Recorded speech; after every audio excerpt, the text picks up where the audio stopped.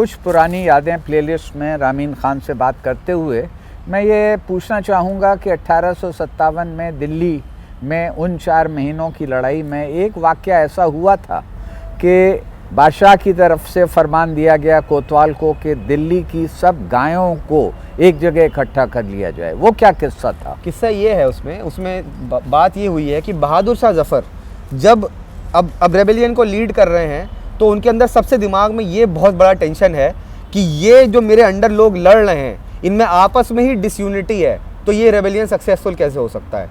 और बहादुर शाह जफ़र, मैंने आपको बताया, वो हिंदू और मुस्लिम पॉपुलेशन के चहीते थे दिल्ली में और दिल्ली के आसपास के इलाकों में, तो उनको ये बड़ा हमेशा रहता था कि एक यूनिटी होनी चाहिए पॉपुलेशन के बीच में, और अब तो बहुत ज़रूरी है यूनिटी होना क्योंकि रेबेलियन चल रहा है, अंग्रेज़ों के खिलाफ लड़ना है।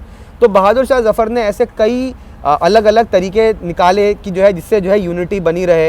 हिंदू और मुसलमानों को दोनों को ये रियलाइज़ कराया गया कि ये जो डिस्क्रिमिनेटरी वर्क कंडीशंस थी ये दोनों के लिए थी। इज़्ज़तदार लोग दोनों धर्मों के जो है बेइज्जत किए जाते थे अंग्रेज़ों के द्वारा, प्रमोशन दोनों के नहीं होते थे, टैक्स कलेक्शन दोनों के लिए ख़राब था, परेशान दोनों को किया जाता था। हिंदू और मुसलमान दोनों एक साथ लड़ेंगे तभी ये जीत हो सकती है। हिंदू मरेगा तो वैकुंठ धाम जाएगा जो विष्णु जहाँ रहते हैं, मुसलमान मरेगा तो शहीद बन जाएगा।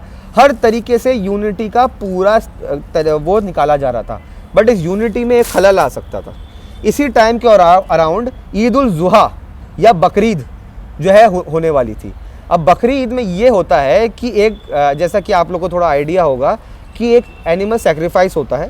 आज के टाइम पे वो यूजुअली जो है हमारे गोट्स होती हैं जिनको सेक्रीफाइस किया जाता है।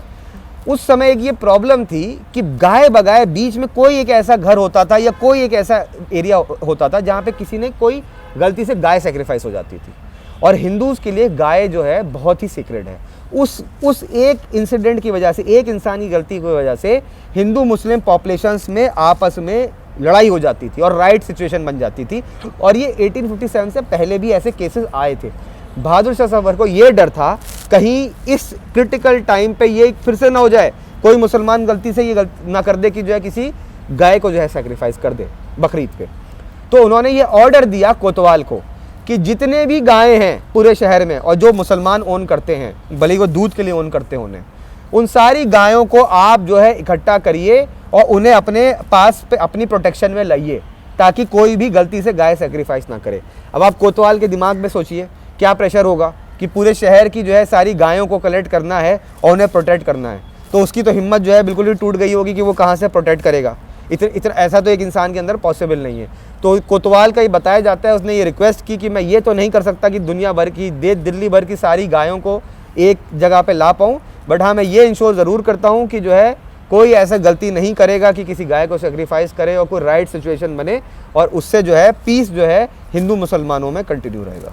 तो शायद ये हुक्म की तामील नहीं हो पाई, लेकिन जो उनके पीछे स्पिरिट थी पीस रेस्टोर करने की, अमन चैन की, अमन वो चैन हो गया। नहीं, हुक्म की तामील भी हुई होगी क्योंकि हिंदू मुसलमानों में लड़ाई किसी दूसरे रीजन से तो चल रही हो तो हुई हो, बट इस रीजन की वजह से कोई लड़ाई नहीं, कोई रिकॉर्डेड नहीं है। पहले के हैं बट उसके इस 4 महीने में नहीं है। शुक्रिया। यहाँ पर ये वीडियो ख़त्म होता है और अभी ये किस्सा जारी रहेगा, देखते रहिए।